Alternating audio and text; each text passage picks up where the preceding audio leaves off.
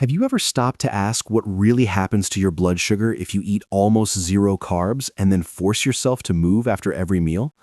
Most people worry about how much bread, rice, or sugar they ate, but very few think about how this combo, low carb plus post-meal movement, actually changes what is happening inside the body. It sounds like a simple formula. No carbs, a bit of walking, and blood sugar is magically fixed. But biology is rarely that simple. Your body has spent your whole life learning how to handle rises and falls in blood sugar. Every time you eat, hormones, organs, and muscles coordinate to keep that sugar level within a safe range. So when you suddenly pull carbs out of the equation, you're changing a language that your body is used to speaking every single day. The real question is not just whether your sugar goes up or down, but which organs and systems need to work harder to keep things stable when you do that. Blood sugar is basically the amount of glucose circulating in your blood at a given moment. Glucose is a tiny molecule, but it is a primary source of fuel for brain cells, muscle cells, and many other tissues. If glucose drops too low, you can feel dizzy, shaky, confused, and in extreme cases, your life can be at risk. If it stays too high for too long, it can damage blood vessels, nerves, kidneys, vision, and more over time. Because of that, your body treats blood sugar like a protected variable. It tries to keep glucose within a fairly narrow range, not too high and not too low. To do this, the pancreas releases hormones such as insulin and glucagon, while the liver stores and releases glucose like an emergency bank. Muscles and fat tissue also join in, taking up or releasing energy depending on the situation and the signals they receive. Carbohydrates have become almost like characters in a movie. Either they are the villains that make everyone gain weight, or they are the heroes that give you the energy to live and train. In reality, they are simply a group of nutrients that the body knows how to use very efficiently, as long as the overall context makes sense. Bread, fruit, rice, potatoes, legumes, and desserts all fall into this category, but they do not affect blood sugar in the same way. When you eat carbohydrates, your digestive system breaks them into smaller units, mainly glucose, which is then absorbed into the bloodstream. Depending on the type of carb, the amount of fiber, the presence of fat and protein, and even how the food was prepared, this rise in blood sugar can be fast and sharp or slower and smoother. A refined dessert tends to spike blood sugar quickly, while a meal rich in vegetables, protein, and fiber usually produces a more gradual curve. Now, imagine that from one day to the next, you drastically reduce the carbohydrates in your meals. In the first hours, the main change is in how your body handles immediate energy. With little glucose entering from the gut, your blood sugar after meals tends not to show those sharp peaks that are common after high-carb, low-fiber meals. The blood sugar curve becomes flatter, but that does not automatically mean better for every single person. With less glucose coming from food, the body starts relying more on its internal stores. The liver begins to release glucose that was stored as glycogen in order to keep blood sugar within a safe range between meals.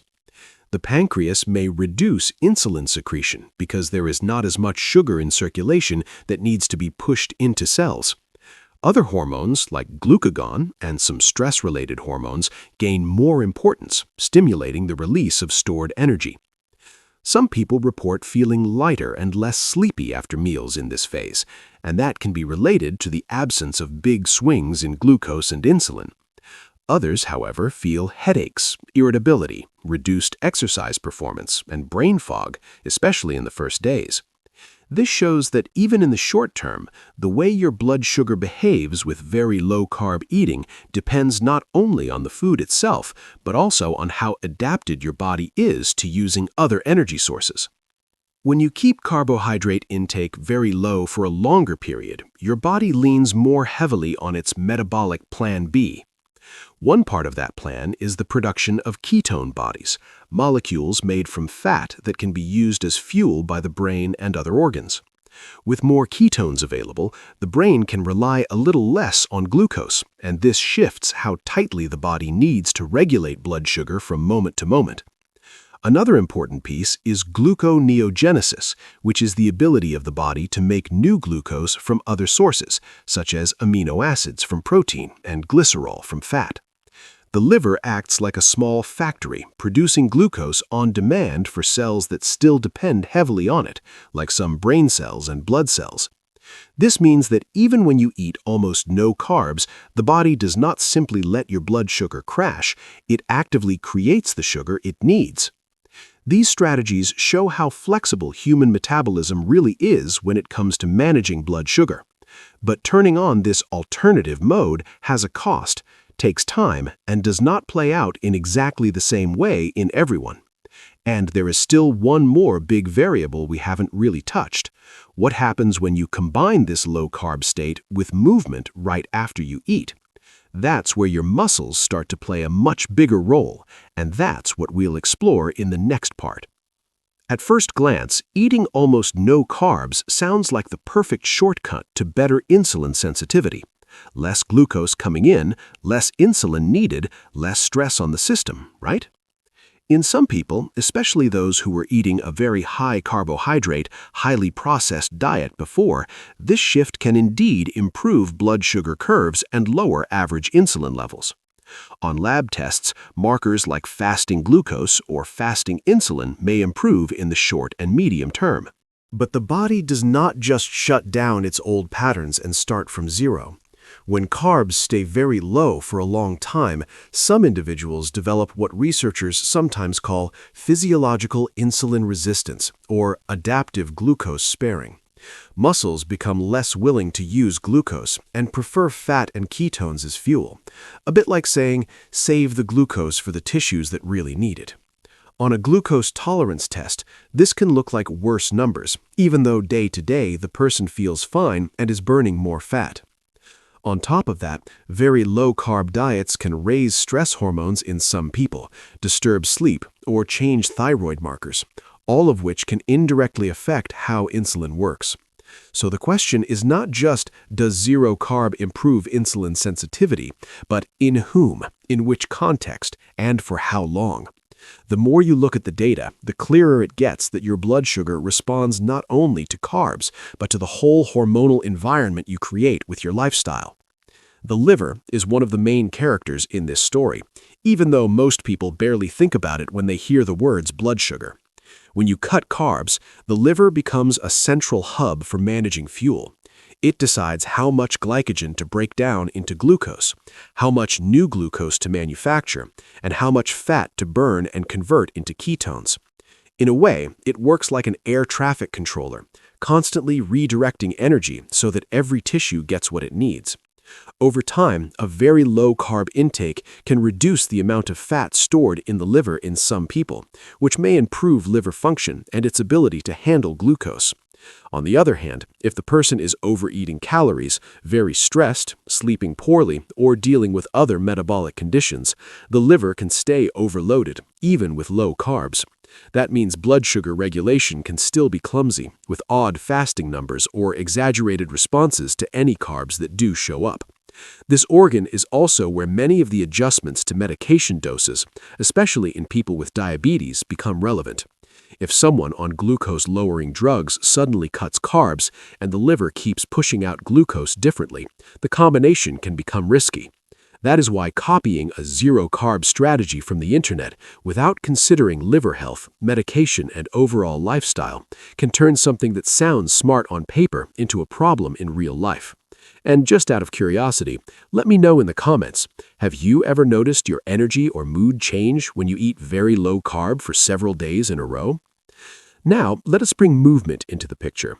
When you move after eating, especially when you use large muscle groups like the legs, your muscles start pulling glucose out of the blood to use as fuel. The interesting part is that muscles can do this not only under the command of insulin, but also through contraction-driven mechanisms. That means they can grab sugar from the bloodstream even when insulin is not very high, acting like a natural sponge for post-meal glucose. This is one of the reasons why a simple walk after eating can flatten the blood sugar curve, even if the meal had a moderate amount of carbohydrates. Instead of letting glucose sit in the bloodstream waiting for insulin to knock on the door of every cell, you're using movement to actively open more doors in the muscle. For many people, this reduces peaks and keeps them from feeling that heavy crash that sometimes comes a couple of hours after a big meal. Even on a very low-carb diet, movement after meals still matters. There's usually at least some glucose circulating, either from small amounts of carbs, from protein being converted into glucose, or from liver glycogen. Post-meal activity helps your body handle that load more gracefully. It eases the pressure on the pancreas, helps maintain insulin sensitivity in the muscles, and keeps your metabolism from going into a stagnant mode where you eat, sit, and let everything pool in the bloodstream.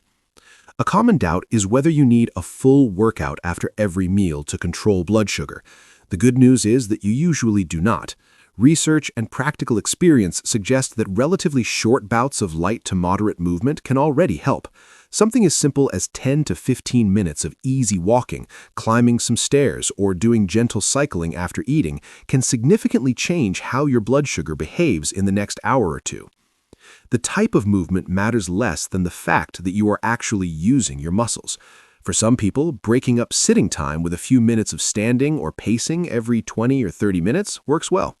Others prefer a structured habit, like walk after lunch and dinner no matter what.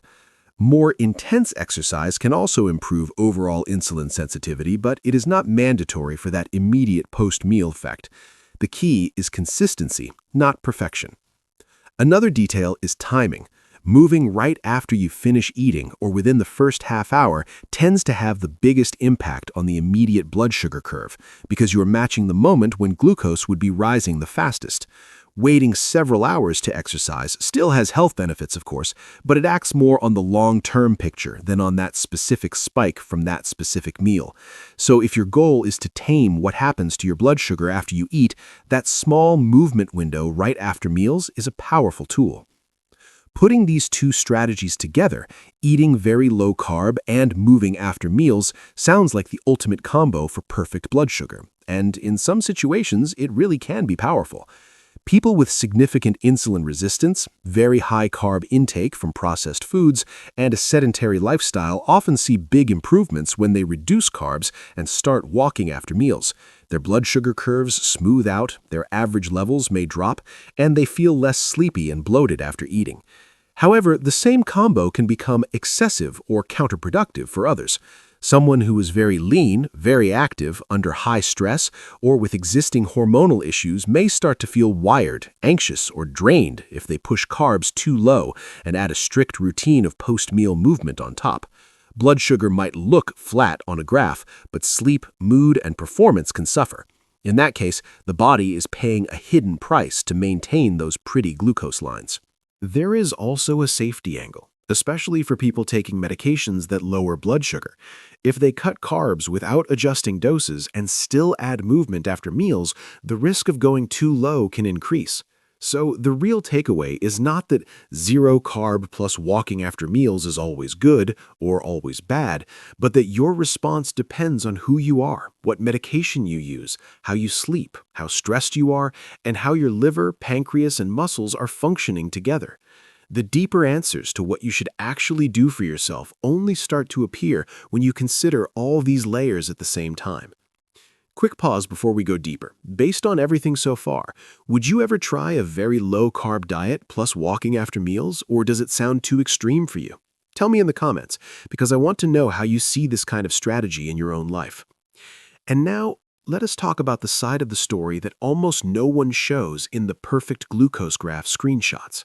If you use medication that lowers blood sugar, like insulin or certain oral drugs, cutting carbs on your own and then adding extra movement after meals can push your glucose down more than you expect. That can increase the risk of hypoglycemia, which is not just uncomfortable, but can be dangerous.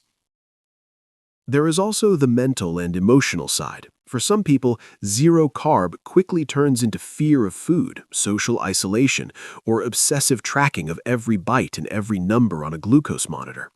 Others may push through fatigue, dizziness, or poor sleep just to keep their blood sugar curve as flat as possible, as if the graph were more important than their actual well-being. People with a history of eating disorders, strong anxiety around food, pregnancy, or complex medical conditions should never copy this kind of protocol without professional support. A strategy that looks simple on a chart can become a problem if it ignores the full picture of the person using it. So, how can you use what science suggests without turning your life into a strict experiment?